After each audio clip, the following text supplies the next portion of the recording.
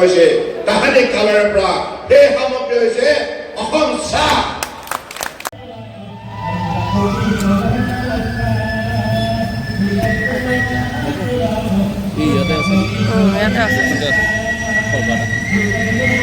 মাননীয় সৰ্বানন্দ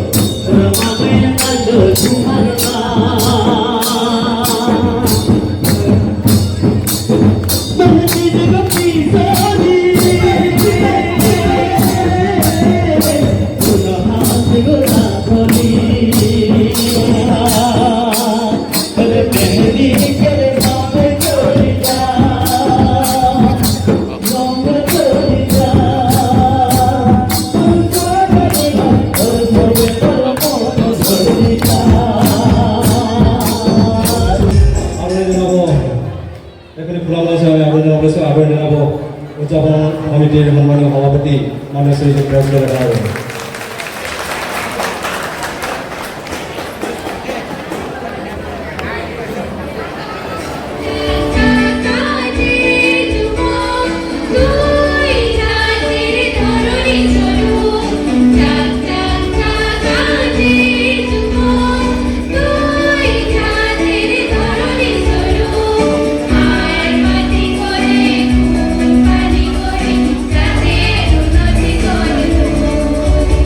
জয় জয়তে মই কেন্দ্ৰীয় কৰম সন্মিলন 2024 উপলক্ষে আপোনালোক সকলোৰে প্ৰতি মোৰ আন্তৰিক শুভেচ্ছা আৰু শ্ৰদ্ধা জ্ঞাপন কৰিছোঁ। আমি অসমীয়া জাতিয়ে বিশ্বৰ বুকুত সদায় গৌৰৱেৰে আমাৰ আজু ককাই প্ৰতিষ্ঠা কৰা কৃষ্টি সংস্কৃতিক আমি মৰ্যাদা সহকাৰে প্ৰদৰ্শন কৰি আহিছোঁ আৰু ইয়াৰ শ্ৰীবৃদ্ধিভাৱে নিষ্ঠাৰে আমি আত্মনিয়োগ কৰি আহিছোঁ। অসমীয়া জাতীয় জীৱনৰ বিভিন্ন জাতি জনগোষ্ঠীয়ে এই ক্ষেত্ৰত যেনেধৰণে আত্মনিয়োগ কৰিছে, আমাৰ চাহ জনগোষ্ঠী আদিবাসী সমাজীৱ সমান্তৰালভাৱে জন্মলগ্নৰ পৰা এই পবিত্ৰ আধ্যাত্মিক যিটো কৃষ্টি এই কৃষ্টি তাৎপৰ্য তেখেতসকলে প্ৰতি বছৰে আমাৰ জাতীয় জীৱনৰ প্ৰতিগৰাকী ব্যক্তিৰ মাজত এটা শক্তিশালী এই সন্দৰ্ভত চেতনা জগাই তোলাৰ বাবে আৰু আগন্তুক দিনত আমাৰ উঠি অহা প্ৰজন্মই যাতে এই কৰম সন্মিলন অত্যন্ত মৰ্যাদা সহকাৰে উদযাপন কৰি ইয়াৰ যিখিনি গুৰুত্বপূৰ্ণ দিশ আৰু এই কৰম সন্মিলনে কেনেধৰণে এটা জাতিক প্ৰাণৱন্ত কৰি তোলে সাংস্কৃতিকভাৱে আধ্যাত্মিকভাৱে আৰু এই কৰম সন্মিলনৰ যোগেদি এটা জাতিয়ে কেনেধৰণে কৰ্ম উদ্যোগী হ'ব পাৰে এই কথাবিলাক বিতংভাৱে যাতে অসমীয়া জাতিয়ে উপলব্ধি কৰিব পাৰে তাৰ বাবে সকলো জাতি জনগোষ্ঠীয়ে মিলিত প্ৰচেষ্টাৰে প্ৰতি বছৰে এই কৰম সন্মিলন আয়োজন কৰে মোৰ খুব ভাল লাগে যেতিয়া কৰ্মা আৰু ধৰ্মা এই দুটা বিশেষ চৰিত্ৰক লৈ আমি আমাৰ জীৱন যাত্ৰা আগুৱাই নিবৰ বাবে সংকল্পবদ্ধ হওঁ আমাৰ এই অসমৰ বুকুত থকা হাৰুৱা মাটিত আমি কঠোৰ পৰিশ্ৰম কৰি আমাৰ মানৱ ধৰ্ম নিষ্ঠাৰে পালন কৰাৰ নিমিত্তে আমি সদায় প্ৰতিজ্ঞাবদ্ধ হৈ আহিছোঁ আৰু সেইবাবে হয়তো চাহ শ্ৰমিক ৰাইজৰ এই 200 বছৰ অতিক্ৰম কৰা চাহ উদ্যোগত যিটো বৰঙণি এই বৰঙণি আজি ভাৰতবৰ্ষৰ 140 কোটি 84 লাখ মানুহৰ মনত এতিয়া সেই চেতনা জগাই তুলিবলৈ সক্ষম হৈছে যে চাহ শ্ৰমিক ৰাইজৰ কঠোৰ পৰিশ্ৰমৰ ফলত সাধনাৰ ফলত তপস্যাৰ ফলত অসমৰ উন্নত মানদণ্ডৰ চাহে বিশ্বৰ মানৱ সমাজৰ হৃদয় জয় কৰিবলৈ সক্ষম হৈছিল আৰু সকলোৱে প্ৰিয়পাত্ৰ হোৱাৰ ক্ষেত্ৰত উল্লেখযোগ্য স্থান পাবলৈ সক্ষম হৈছিল গতিকে মই ভাবোঁ যে আপোনালোক সকলোৱে সেই মহান যিসকল কৰ্ম উদ্যোগী যিসকলৰ কঠোৰ প্ৰচেষ্টা পৰিশ্ৰম তেখেতসকলৰ বাবে আপোনালোকে এটি হাত চাপৰি মাৰি আমাৰ তৰফৰ পৰা উপৰি পুৰুষ আমি গভীৰ শ্ৰদ্ধাঞ্জলি জ্ঞাপন কৰিব লাগে আৰু আজি এই মুহূৰ্ততে মই দুগৰাকী মহান ব্যক্তিক শ্ৰদ্ধাৰে সোঁৱৰিব বিচাৰিছোঁ সন্তোষ কুমাৰ তপ্ন আৰু চাইমন সিং হৰ দুগৰাকী মহান নেতাই আচ্ছা প্ৰতিষ্ঠা কৰিছিল আৰু তেখেতসকলে প্ৰতিষ্ঠা কৰি চাহ জনগোষ্ঠীটোক সাংস্কৃতিকভাৱে আধ্যাত্মিকভাৱে শৈক্ষিকভাৱে সকলো দিশতে পাকৈত কৰি তোলাৰ শক্তিশালী কৰি তোলাৰ পাৰ্গত কৰি তোলাৰ বাবে আজি প্ৰায় আপুনি ভাবক প্ৰায় 70 বছৰতকৈ অধিক কালৰ আগতে তেখেতসকলে যিটো প্ৰচেষ্টা হাতত লৈছিল তাৰ ফলশ্ৰুতিত আজি 21শ শতিকাত আজি চাহ শ্ৰমিক ৰাইজে নিজৰ শক্তি প্ৰদৰ্শন কৰিবলৈ সক্ষম হৈছে আৰু যিমানেই এই চাহ জনগোষ্ঠীৰ ৰাইজ শক্তিশালী হয় সিমানেই অসমীয়া জাতীয় শক্তিশালী হ'ব কাৰণ অসমীয়া জাতীয় জীৱনৰ ভাষা কৃষ্টি সংস্কৃতি সকলোবিলাক বিষয়বস্তুত আগুৱাই নিয়াৰ ক্ষেত্ৰত চাহ জনগোষ্ঠীৰ ৰাইজৰ উল্লেখযোগ্য অৱদান আছে বিভিন্ন সময়ত হোৱা জাতীয় আন্দোলনত তেখেতসকলৰ মহান ত্যাগ আছে গতিকে এই জনগোষ্ঠীটোৰ মাজত শক্তি সম্পদ সম্ভাৱনা আমি সকলোৱে মিলিত প্ৰচেষ্টাৰে আৱিষ্কাৰ কৰিব লাগিব আজি মোৰ ভাল লাগিছে এই দুলীয়াজান বিধানসভা সমষ্টিত তেৰছ গোৱালা ডাঙৰীয়াৰ বিশেষ উদ্যোগত আৰু ৰাইজৰ সহযোগত আৰু ৰামেশ্বৰ তিলি ডাঙৰীয়া দিহা পৰামৰ্শত ইয়াত যেনেধৰণে সুন্দৰভাৱে আজি কৰম সন্মিলন আয়োজন কৰা হৈছে আৰু এই আয়োজনৰ যোগেদি আমাৰ উঠি অহা প্ৰজন্ম এইখন মহামঞ্চ প্ৰদান কৰা হৈছে এইখন মঞ্চত আমাৰ উঠি অহা শিল্পীসকলে তেখেতসকলৰ প্ৰতিভা প্ৰদৰ্শন কৰিছে আৰু এই মঞ্চত তেখেতসকলে নিজৰ প্ৰতিভা প্ৰদৰ্শন কৰাৰ পাছত যিটো আত্মবিশ্বাস লৈ ইয়াৰ পৰা উভতি যাব সেই শিল্পীয়ে নিশ্চিতভাৱে আগন্তুক দিনত বিশ্বৰ যিকোনো মঞ্চত নিজৰ যোগ্যতা দক্ষতা দৃঢ়তা প্ৰদৰ্শন কৰিবলৈ সক্ষম হ'ব। গতিকে আজি আমি অসমীয়া জাতি ভাৰতবৰ্ষৰ বুকুত এটা শক্তিশালী জাতি হিচাপে সকলো সময়তে প্ৰতিষ্ঠা লাভ কৰিব বিচাৰোঁ, আগ্ৰহৰ জাতি হিচাপে নিজক প্ৰতিষ্ঠা কৰিব বিচাৰোঁ। গতিকে অসম যাতে ভাৰতবৰ্ষৰ অন্যতম শক্তিশালী ৰাজ্য হয়,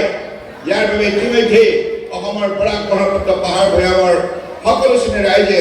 ঐক্যবদ্ধ হৈ মন বান্ধিছে। অসমৰ বৰ্তমান মুখ্যমন্ত্ৰী ডক্টৰ হিমন্ত বিশ্ব শৰ্মা ডাঙৰীয়াৰ নেতৃত্বত যি চৰকাৰ বৰ্তমান সফলতাৰে পৰিচালিত হৈছে, এই চৰকাৰে সংকল্প লৈছে আৰু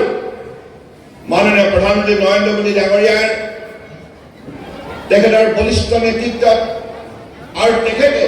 সকলো জাতি জনগোষ্ঠীক আস্থাৰ বিশ্বাসত লৈ আজি ভাৰতবৰ্ষক বিশ্বৰ বুকুত শ্ৰেষ্ঠ উন্নত ৰাষ্ট্ৰ হিচাপে আত্মনিৰ্ভৰ ভাৰত হিচাপে গঢ়ি তোলাৰ যি দৃঢ়তাৰে যাত্ৰা আৰম্ভ কৰিছে, উন্নয়নৰ যাত্ৰা, এই যাত্ৰাত আমি সকলোৱে যোগ্যতাৰে অংশগ্ৰহণ কৰিব লাগিব। আৰু সেই যাত্ৰাত মই ভাবোঁ আটাইতকৈ উল্লেখযোগ্য অৱদান অসমৰ পৰা চাহ জনগোষ্ঠীৰ ৰাইজে দিব পাৰিব, এই বিশ্বাস মোৰ নিশ্চিতভাৱে আছে আৰু মই দৃঢ়তাৰে এই কথা কওঁ। কাৰণ মই এতিয়াও ভাবোঁ যে চাহ উদ্যোগৰ বিষয়ে এতিয়াও বিতংভাৱে বহু কথাই আলোচনা হোৱা নাই, পোহৰলৈ অহা নাই। আজি ভাৰতবৰ্ষৰ আপোনালোকে এটি কথা শুনি ভাল পাব, ভাৰতবৰ্ষৰ ইমানখন ৰাজ্য আছে, কাশ্মীৰৰ পৰা কন্যাকুমাৰী, গুজৰাটৰ পৰা অৰুণাচল প্ৰদেশ, বিভিন্ন ৰাজ্য বিভিন্ন কেন্দ্ৰীয় শাসিত অঞ্চল আছে, 140 কোটি 84 লাখ লোক আছে। ইয়াৰ মাজত এতিয়ালৈকে ভাৰতবৰ্ষৰ বুকুত উৎপাদিত এটা সামগ্ৰীহে বিশ্বজয় কৰিবলৈ সক্ষম হৈছে, তাহানি কালৰে পৰা সেই সামগ্ৰী হৈছে অসম চাহ। আৰু সেই চাহ উৎপাদন কৰাৰ শক্তিশালী অৰিহণা চাহ জনগোষ্ঠীৰ ৰাইজৰ। এই কথাবিলাক উঠি অহা প্ৰজন্মই বিতংভাৱে মনতো ৰাখিব লাগিব, চৰ্চা কৰিব লাগিব। এইবিলাক কথা পাহৰণি গৰ্ভত যাতে যাব নোৱাৰে, তাৰ কাৰণে উঠি অহা প্ৰজন্মই আধুনিক জ্ঞান ধাৰণাৰে শিক্ষিত হৈ আমি আমাৰ জনগোষ্ঠীক শক্তিশালী কৰি অসমীয়া জাতিক শক্তিশালী কৰি তুলিব লাগিব, তাৰপিছত ভাৰতবৰ্ষক শক্তিশালী কৰি তুলিব লাগিব। গতিকে সেইবাবে মই আজি অত্যন্ত আনন্দিত যে আপোনালোকে ইমান সুন্দৰভাৱে, মই আহি থাকোঁতে আমাৰ কণ কণ ভণ্টি দুজনী ভাইটি কেইটামানক পালোঁ, তেখেতসকলে মাদল বজাই ঝুমুৰ নৃত্যত আছে, আহি আছে, ইমান সাৱলীল, তেখেতসকলৰ ইমান সুন্দৰ, তেখেতসকলৰ যিটো অংগী ভংগী, তেখেতসকলৰ নৃত্য গীত ইমান শুৱলা,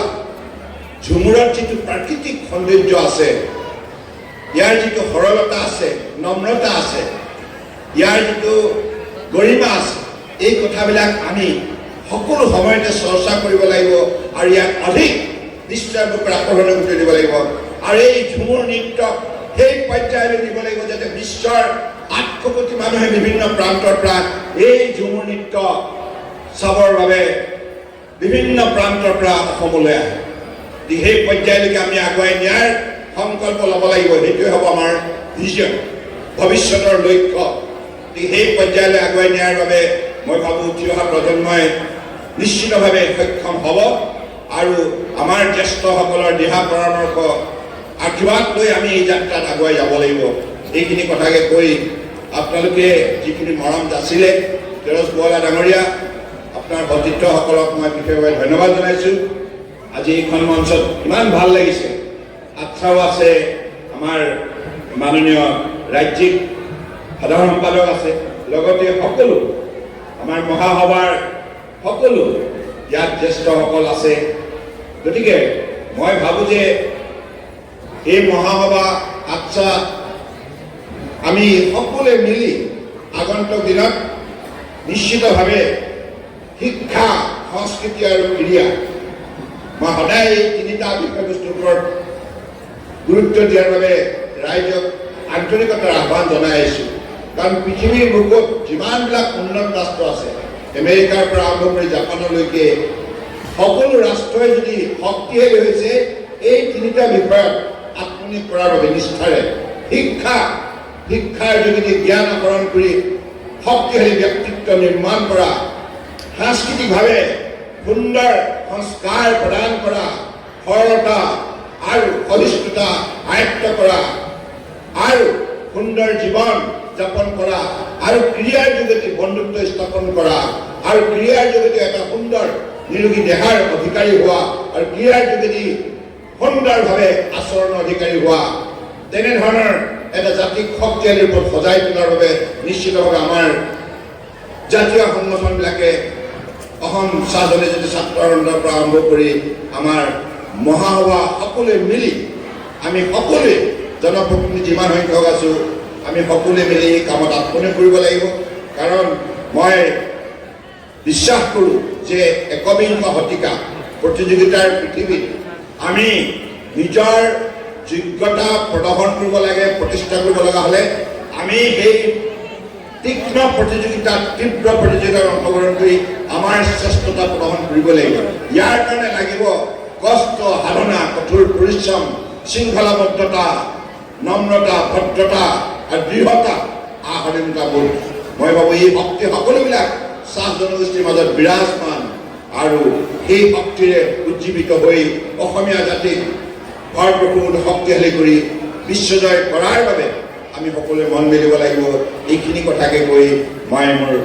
চমু বক্তব্য সামৰিলোঁ। ধন্যবাদ। জয় অসম, জয় হিন্দ। জোৰকে হাত চাপৰি হ'ব লাগে।